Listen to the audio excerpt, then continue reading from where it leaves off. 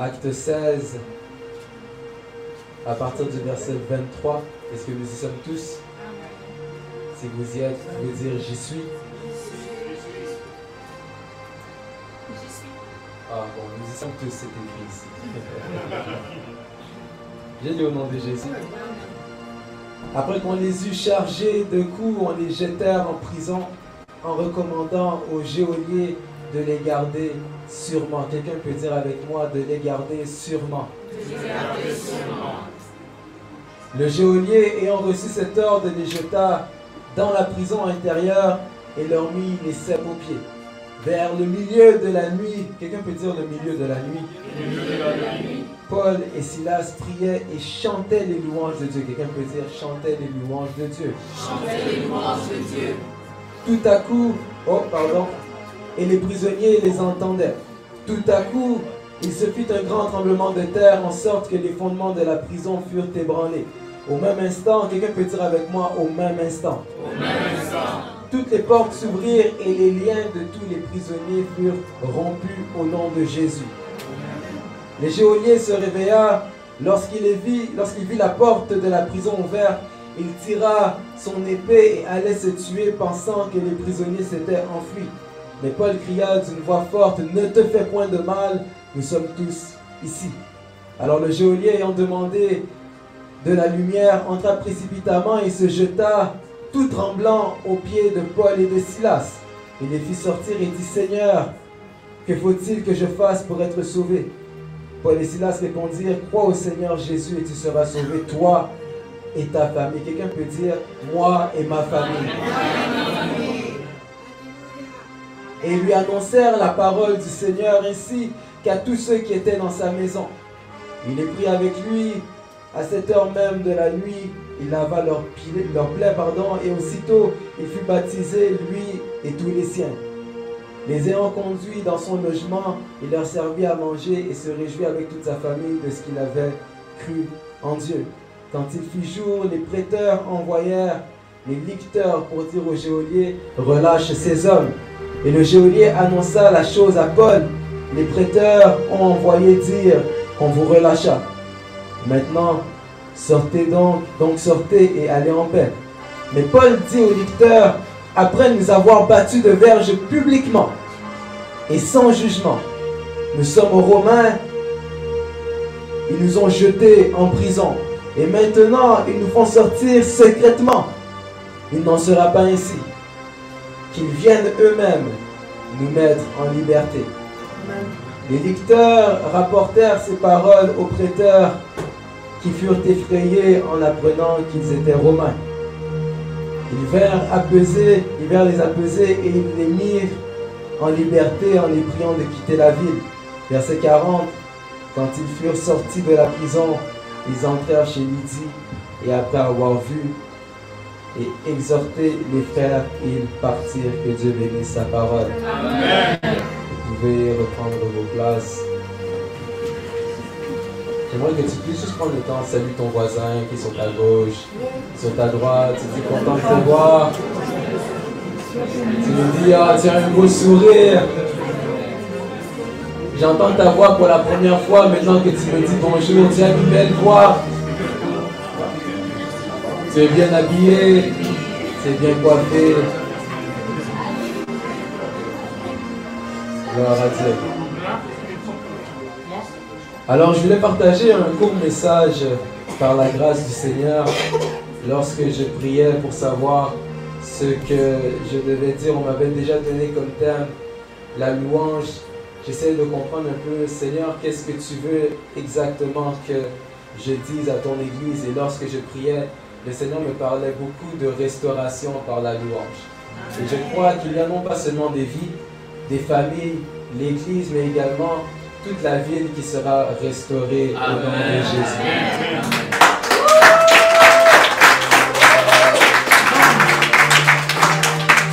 Alors lorsqu'on lit le texte, c'était une longue lecture, mais ça en valait la peine, 15 versets. Le verset 25 nous dit, vers le milieu de la nuit, Paul et Silas prièrent et chantaient les louanges de Dieu et les prisonniers les entendaient. J'aimerais dire à quelqu'un, vous savez, Des fois, on peut faire face à certaines situations. Des fois, on peut se retrouver en grande difficulté face à certaines choses. Mais ce que cette histoire nous apprend, c'est qu'on nous présente deux serviteurs de Dieu, Paul et Silas, qui se retrouvaient non pas seulement dans une certaine difficulté, mais au-delà de ça, ils étaient emprisonnés. Mais ce qu'on nous apprend par ce verset, c'est que alors qu'ils étaient emprisonnés, ils étaient quand même capables de chanter des louanges et ils étaient quand même capables de passer du temps dans la prière. Vous savez, souvent lorsqu'on passe par des difficultés, on a souvent tendance à prendre comme type de prière les lamentations. Parce qu'on passe par les difficultés, alors on commence à se lamenter. On passe par les difficultés, on dit Seigneur, comment peux-tu permettre que moi qui te sers, que moi qui prie, qui ai grandi dans l'église, qui a accepté de te donner ma vie, je peux me retrouver dans une situation comme celle-ci. Et on commence à se plaindre, on commence à se lamenter, on commence à implorer. Mais on nous dit ici que Paul et Silas chantaient les louanges de Dieu. J'aimerais dire à quelqu'un que quelle que soit la dimension des problèmes auxquels tu peux faire face, ne perds jamais de vue la dimension de la louange. Amen. Parce qu'on ne réalise pas la grandeur qui se cache derrière la louange. On nous dit qu'ils étaient en train de prier et de louer Dieu. J'aimerais dire aussi que c'est normal parce qu'on nous dit au verset 25, au milieu de la nuit. Dans d'autres versions, on nous dit à minuit. Et c'est comme une manière de montrer que lorsqu'on fait face à certaines difficultés, ce n'est pas grave si tu ne dors pas lorsque tu as des problèmes. Ce n'est pas grave si tu es là en plein milieu de la nuit, tu ne dors pas, tu es encore réveillé, tu as de la misère à dormir, tu fais de l'insomnie. Le problème, ce n'est pas l'insomnie. Le problème, ce n'est pas le fait que tu n'arrives pas à dormir. Le problème, ce n'est pas le fait que tu es réveillé au milieu de la nuit. Mais c'est qu'est-ce que tu fais alors que tu es encore réveillé. C'est comme ça qu'on peut voir, j'aimerais dire, Jésus se trouve dans la barque. Et alors que la tempête est en train de frapper, Jésus est en train de dormir. Jonas se trouve dans le bateau, dans le navire, et alors que la tempête est en train de frapper, bien que c'était sa faute, alors que la tempête est en train de frapper, la Bible nous dit que Jonas dormait dans le fond de la barque profondément. J'aimerais dire à quelqu'un, peu importe la dimension des problèmes que tu peux avoir, dors. Alléluia. Voilà.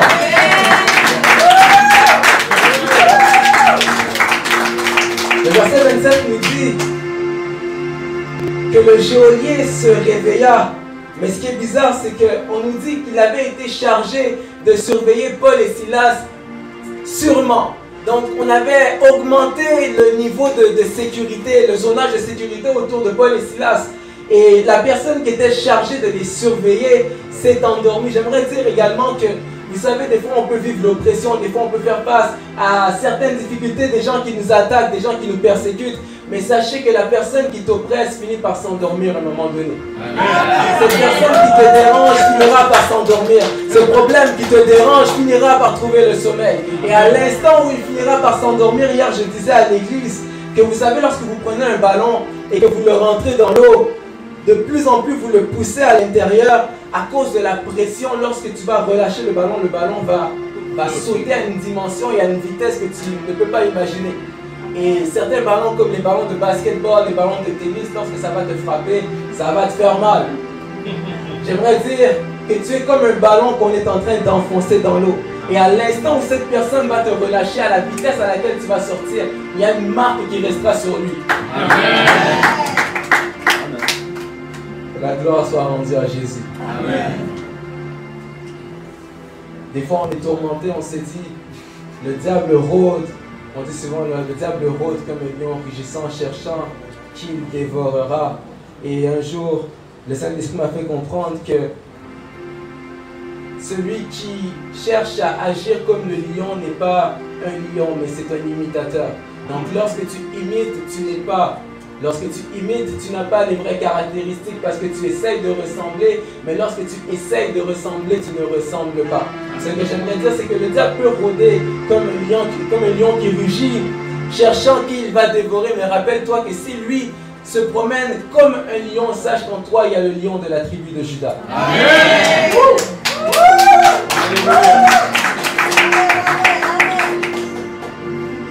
Lorsqu'on regarde ce qui se passe avec l'apôtre Paul, on voit juste avant, donc comme dans Acte 16, lorsqu'on regarde dans Acte 12, on va voir que Paul Pierre était en prison.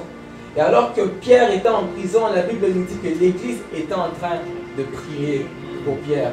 Vous savez, des fois, lorsqu'on fait face à certaines difficultés, c'est important de rester également en communauté.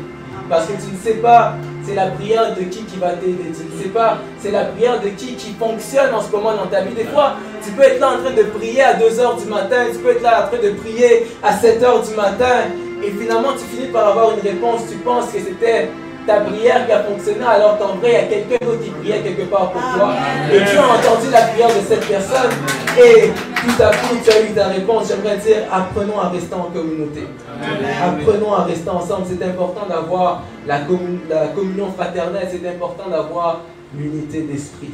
Amen. Gloire à Dieu. Amen. Il y a un verset dans le livre de Psaume qui nous dit que chaque jour je te bénirai.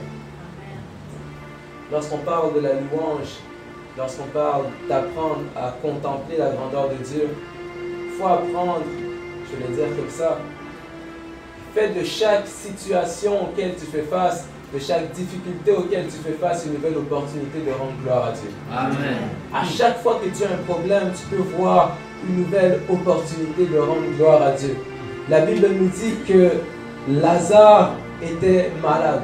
Et lorsque Jésus a entendu dire que Lazare était malade, Jésus n'est pas allé pour aller guérir Lazare. Il attend, Lazare meurt. Et lorsque Lazare meurt, Jésus ne part pas encore voir Lazare. Une journée passe, 2 journées passent, 3 journées passent, 4 journées passent.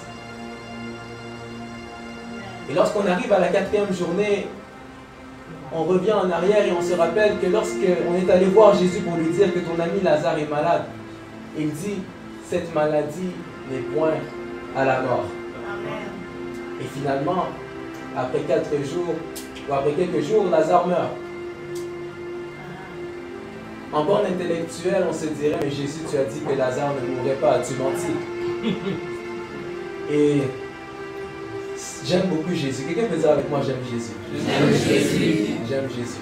J'aime Jésus. Pour moi, tout tourne autour de lui. À l'instant où tu enlèves Jésus, tu enlèves le Saint-Esprit, c'est fini. Jésus. Et là, Jésus dit, cette maladie n'est pas à la mort, mais elle est pour que la gloire de Dieu soit manifestée. Amen. Et Lazare meurt. Bon, lorsque Lazare meurt, Jésus n'y va pas directement, il y va après 4 jours. Lorsqu'il arrive, il croise les sœurs de Lazare, et lorsqu'il croise ses sœurs, il dit, ne t'ai-je pas dit? Et si tu crois, tu verras la gloire de Dieu. Bien aimé, ce que j'aimerais dire, c'est que, vous savez, il y a certains moments où Dieu n'agit pas directement parce qu'il veut faire éclater sa gloire à travers la situation. Il attend les 4 journées, parce que si il arrivait après la première journée, on allait dire que non, peut-être qu'il était juste endormi. Après la 2e journée, bon, peut-être qu'il était juste dans le coma, il s'est réveillé. 3 jours, 4 jours, vous savez, après 4 jours, il y a la décomposition du corps qui commence à prendre place. Ça veut dire que, imaginez un peu l'état dans lequel Lazare pouvait se retrouver dans le tombeau. Avec des larves qui ont peut-être commencé à dévorer ses mains, ses yeux, ses oreilles, je ne sais pas. Et lorsque Jésus arrive devant la tombe, il dit, Lazare, sort. C'est comme si toutes les particules du corps de Lazare qui avaient disparu ou qui avaient peut-être été dévorées ont dû entendre la voix de Dieu se reconstituer, retourner dans le corps de Lazare pour que Lazare puisse sortir. Et regardez ce qui se passe. C'est qu'en fait, vous allez constater que les 4 jours de mort de Lazare étaient 4 journées où on pouvait rendre gloire à Dieu. En d'autres termes, les 4 jours de mort de Lazare étaient 4 journées était chacune de ces 4 journées une opportunité, une nouvelle opportunité pour rendre gloire à Dieu. Ce que ça veut dire, c'est que fais de chacune de tes journées une nouvelle opportunité pour rendre gloire à Dieu. Amen. Parce que Lazare peut être mort depuis 4 jours, mais la vérité, c'est que chacune des 4 journées de mort de Lazare vont constituer la gloire de Dieu qui sera manifestée à travers la résurrection. Amen. Chacune des journées comptabilisées de la mort de Lazare était un jour qui menait vers la manifestation de la gloire de Dieu. Amen. La Bible nous dit au verset 26 que tout à coup, Il se fit un grand tremblement de terre, de sorte que les fondements de la prison furent ébranlés. Au même instant, toutes les portes s'ouvrirent, les liens de tous les prisonniers furent rompus.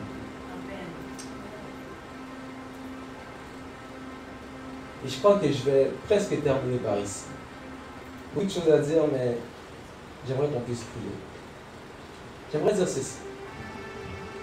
On nous dit que tout à coup, un bruit comme un tremblement de terre s'est manifesté et puis toutes les portes se sont ouvertes, les chaînes se sont brisées. Quelqu'un peut dire les portes se sont ouvertes, Les portes se sont ouvertes et les chaînes se sont brisées. et les chaînes se sont brisées.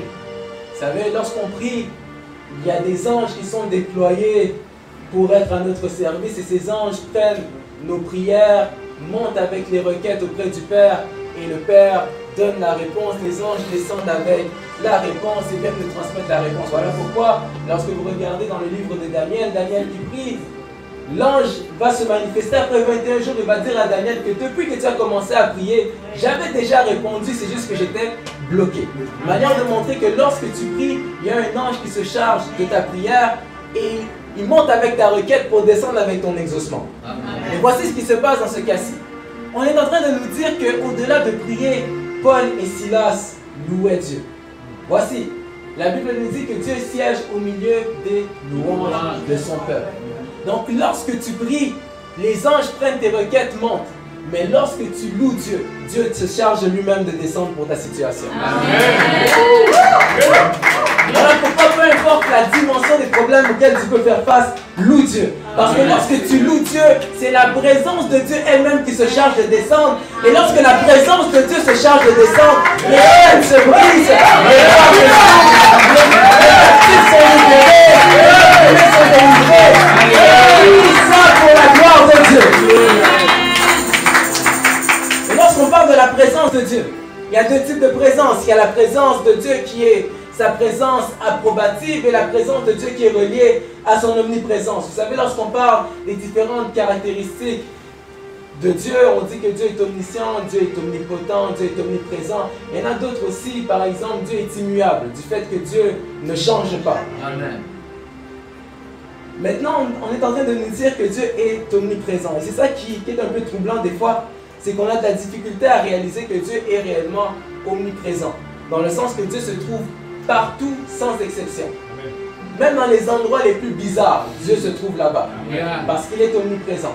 Cependant, la présence liée à sa caractéristique de Dieu omniprésente n'est pas la même que celle qui est reliée à au fait d'avoir la présence approbative de Dieu. Je vais le dire autrement. Donc Dieu peut être partout parce qu'il est omniprésent, mais Dieu peut également être quelque part parce qu'il approuve les gens qui cherchent à avoir sa présence. C'est là qu'on parle de la présence omniprésente et la présence approbative. Des personnes comme Shadrach, Meshach et Abednego qui se trouvaient dans la fournaise et des gens comme Daniel qui se trouvaient dans la fosse au lion sont des personnes qui ont expérimenté la présence approbative de Dieu. C'est-à-dire une présence que Dieu manifeste lorsqu'il est capable d'approuver les personnes qui cherchent sa présence. C'est-à-dire, ne te contente pas seulement de savoir que Dieu est partout, mais cherche à expérimenter le Dieu qui est partout. Amen. Parce que lorsque tu as la présence de Dieu avec toi, tout ce qui se trouve au même endroit doit fléchir les genoux. Voilà pourquoi la Bible déclare que devant le nom de Jésus, tous les genoux fléchissent et les langues confessent que Jésus est Seigneur à la gloire de Dieu le Père. C'est comme ça que vous allez voir que quand David arrive devant Goliath, David arrive avec le fait qu'il dit que je ne combats pas en mon propre nom, je ne combats pas au nom de Saül, je ne combats pas au nom du peuple d'Israël, mais je combats au nom du Dieu de l'armée d'Israël.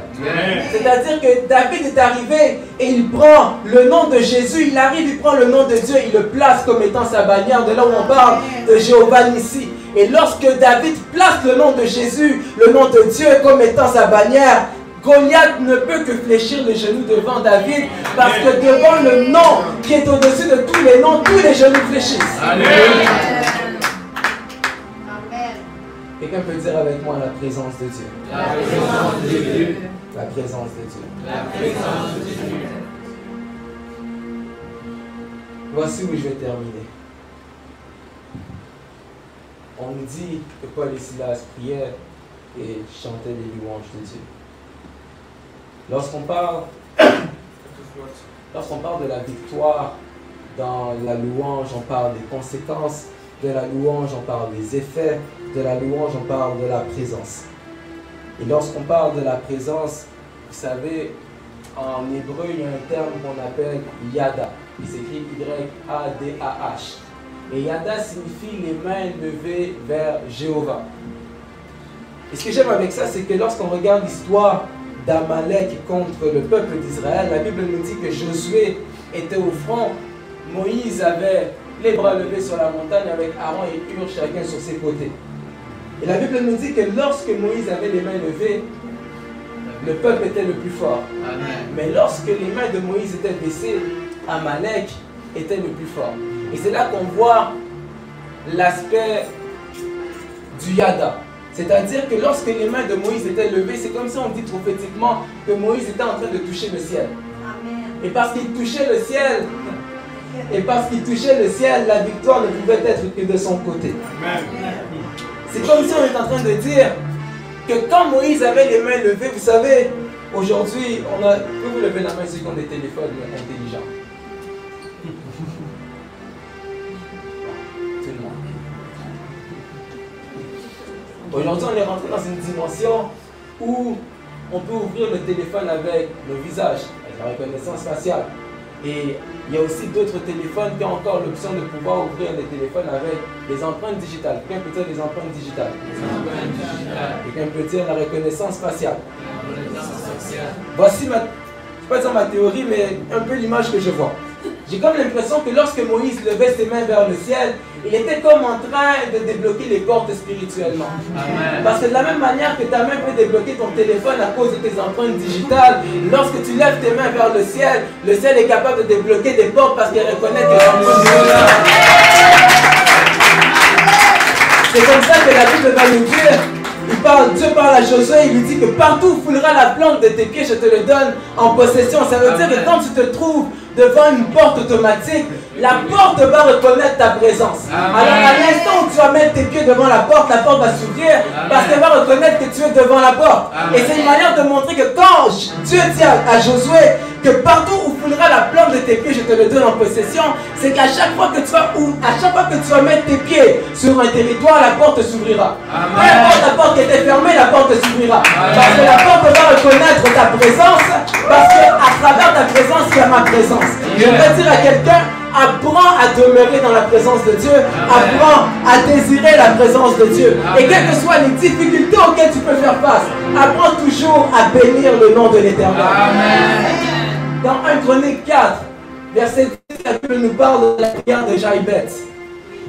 Et lorsqu'on parle de cette prière, Jaïbeth dit à Dieu, si tu étends mes limites et si tu me bénis déjà de base, j'aimerais dire à quelqu'un que ta prière est déjà exaucée. Amen. Il dit, si tu me bénis et tu étends mes limites, il déclare, il parle à Dieu. Et la Bible nous dit, après les 3 petits points, que Dieu exauça sa prière. Amen. Et par là, je comprends une chose, c'est que Jaïbeth a un nom qui a une connotation assez négative. Parce que Jaïbeth, étant donné, vous savez, dans l'Ancienne Alliance, dans l'Ancien Testament, chez le peuple d'Israël, on donnait des noms qui étaient reliés un peu à la personne ou à la circonstance, à l'historique de la personne, etc. Et Jaïbeth est enfantée dans la douleur, alors sa mère lui donne un nom qui est associé à cette situation, à la douleur. Mais malgré l'identité qui lui avait été donnée, Jaïbeth a quand même été capable de dire à Dieu, bénis-moi. Malgré la situation qu'il pouvait vivre, les problèmes qu'il pouvait rencontrer, il était quand même capable de dire à Dieu, étends mes limites. J'aimerais dire à quelqu'un que tes limites sont étendues au nom de Jésus. Ta prière est exaucée au nom de Jésus. Quel que soit ce que tu cherchais, Dieu l'a déjà fait. Amen. De là où on va comprendre qu'il y a des personnes qui bénissent Dieu parce qu'ils sont bénis et il y en a d'autres qui sont bénis parce qu'ils bénissent Dieu. Amen. Ça veut dire, n'attends pas seulement que Dieu te donne pour dire merci, mais apprends des fois à dire merci avant que Dieu te donne. Amen. Parce que des fois, le fait de dire merci avant que Dieu te donne poussera Dieu à te donner, parce qu'étant donné que tu as déjà dit merci, Dieu ne veut pas devenir menteur. Parce que ta parole déclare,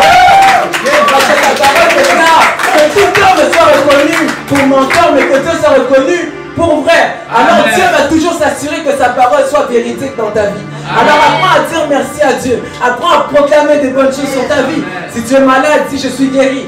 Si tu es faible, tu dis je suis fort. Si tu es pauvre, tu dis je suis riche. Et Dieu se chargera de faire en sorte que ta déclaration devienne véridique. Amen.